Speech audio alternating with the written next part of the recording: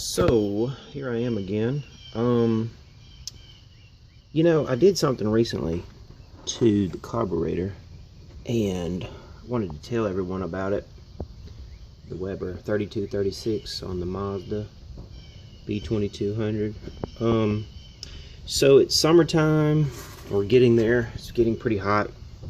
And sometimes what happens is I'll drive around and like the parts store is only 5 miles from the house, so I'll crank it up, I'll run to the parts store, I'll get out, I'll go look inside, I won't be there 10 minutes, and I'll come back out and it's hard to start.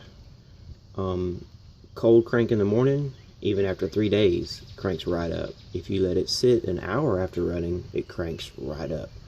But it's just those short hot spells, or when it's hot and you just take a trip, you get out and you get back in, sometimes it's hard to start. So what it turned out to be is what they call heat soak, and it's because the intake and all is so hot that it actually transfers the heat. Let me get this out of the way. Transfers the heat up into the bowl of the carburetor,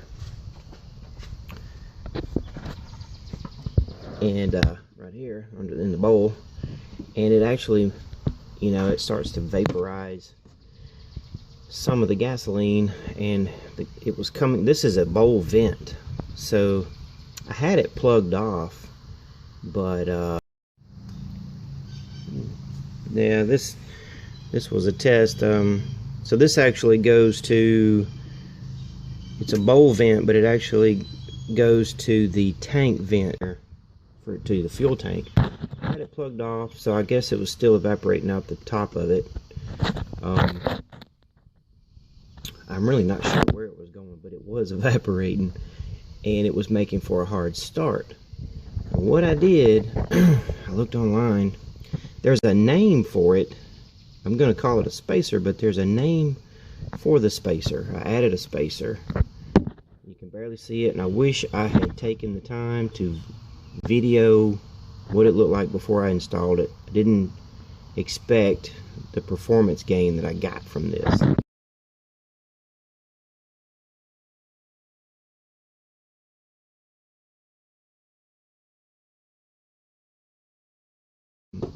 It was kind of ridiculous.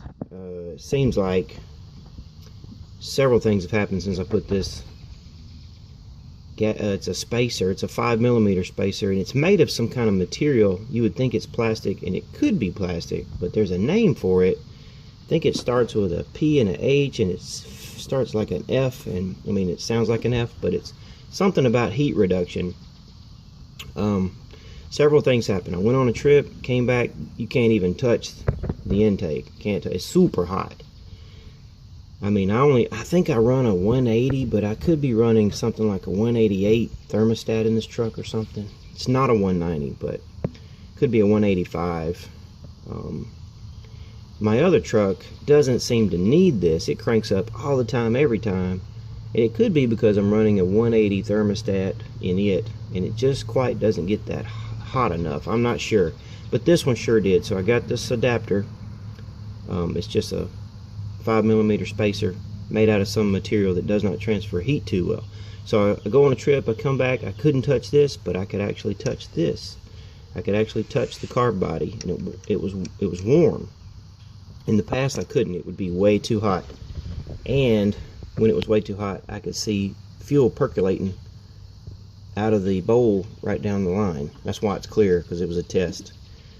But so after doing that, it ended up allowing it to start better when it was hot, and the biggest surprise was it gave it a little more horsepower. I swear it did. It seems like it's a few more pounds of torque. It could have easily given it 5 horsepower, maybe 10, because when you really, you're opening it up full throttle, you can feel it. It's crazy.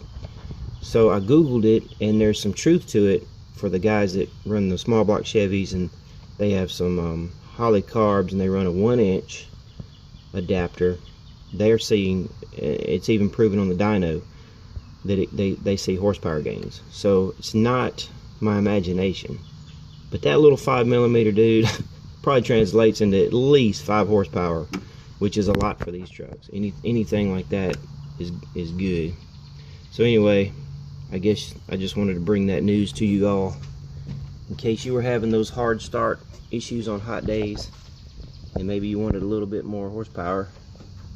Wouldn't hurt to do it. They're about $18 or less on Amazon and eBay. I'll post a link to the description in this video.